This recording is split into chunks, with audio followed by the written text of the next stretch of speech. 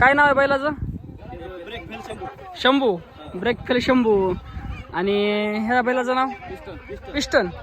आता brake fail शंभूच ना? ब्रेक फेल कशावरून नाव पडलंय शंभूचं?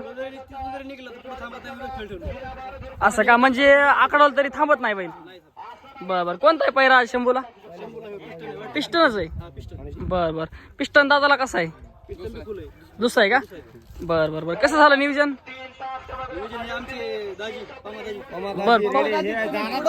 पमादाजीने नियोजन केलंय का? बर नियोजनाच्या बादशे.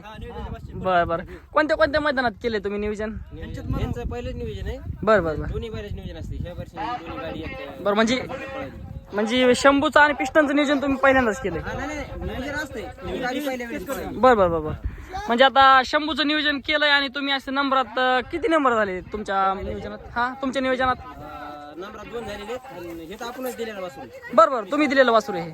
बर कुठली खरेदी होती तुमची?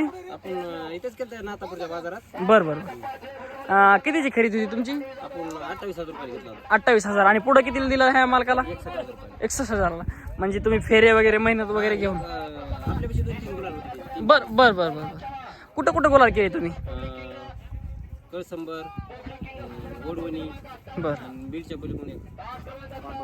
बरं आता ही गाडी तुम्ही कशी जुळवली? कशामुळे जुळवली? कोणता स्पीड आहे? कसा स्पीड आहे? नाही, सारखीच घेते लागणार तुम्ही. बर असं का? बर आता ब्रेक फेल शंभूच ना? शंभूचा आधी ह्याच्या आधी कुठं म्हणजे चालू सीझनचा गुलाल कोणता? सावळी. 1 नंबर केला.